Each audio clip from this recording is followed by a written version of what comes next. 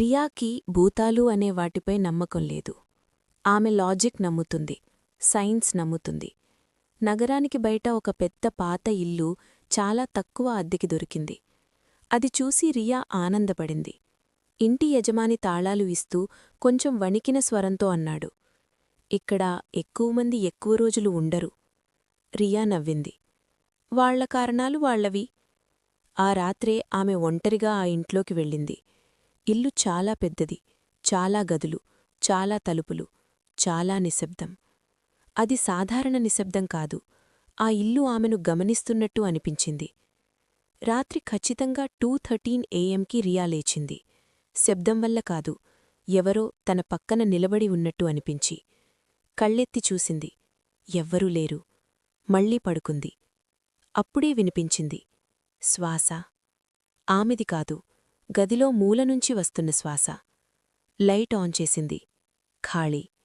ఇది నా ఊహే, పాత ఇల్లు, గాలిశబ్దం అనుకుంది. కాని ఆ రాత్రి ఆమెకు నిద్ర రాలేదు. హాల్ చివర ఒక గది ఉంది. ఆ తలుపు ఎప్పుడూ లాకయ్యే ఉంది. ఆమె ఎప్పుడూ లాక్ చెయ్యలేదు. ఒకరోజు యజమానినడిగింది. ఆయన ముఖం తెల్లబడింది. ఆ గది నీ అద్దెలో లేదు. అందులో ఏముంది? అడిగింది రియా. దయచేసి ఆ తలుపు తెరవద్దు. ఆ రాత్రి మళ్లీ 2:13 AM శ్వాస వినిపించింది. ఈసారి ఆ తలుపు వెనకనుంచి. ఇంట్లో వింతలు మొదలయ్యాయి. లైట్లు స్వయంగా ఆఫ్ అవ్వడం, పైన అంతస్తులో అడుగుల శబ్దం, గోడలపై కదిలే నీడలు. ఒకరోజు జుట్టు దువ్వుకుంటూ అద్దంలో చూసింది. తన వెనక ఎవరో ఉన్నారు. వెంటనే తిరిగి చూసింది. ఎవ్వరూ లేరు. కాని అద్దంలో మాత్రం ఒక పొడవైన ఆకారం. ముఖం స్పష్టంగా లేదు, మబ్బులా. ఆ ఆకారం తల వంచింది. రియాను గమనిస్తున్నట్టు అనిపించింది. ఆ వెంటనే లైట్ పేలిపోయింది. ఇంటి చరిత్రను రియా గూగుల్లో వెతికింది. ఆమె చూసిన విషయాలు రక్తాన్ని గడ్డకట్టించాయి. ముందు నివాసితులు, ఒక జంట అదృశ్యమయ్యారు. ఒక విద్యార్థి చనిపోయాడు. ఒక కుటుంబం భయంతీ పారిపోయింది. ఒక మహిళ గోడలపై పదాలు చెక్కింది. ఆమె చివరి వాక్యం, ఇది గోడల మధ్య జీవిస్తుంది. రియా గోడను తాకింది. అది వేడిగా ఉంది, దడదడ కొడుతున్నట్టు, మాంసంలా. ఖచ్చితంగా 2:13 AM ఆ తలుపు తానే తెరుచుకుంది. చిర్రని శబ్దం.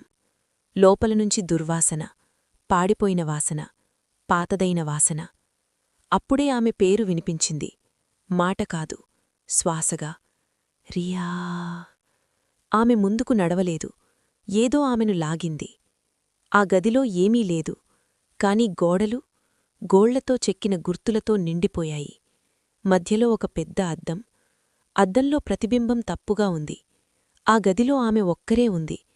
కాని అద్దంలో 100 మంది ఉన్నారు. అందరూ నిలబడి ఆమెను చూస్తున్నారు, భయంతో. ఒకరు ముందుకు వచ్చారు.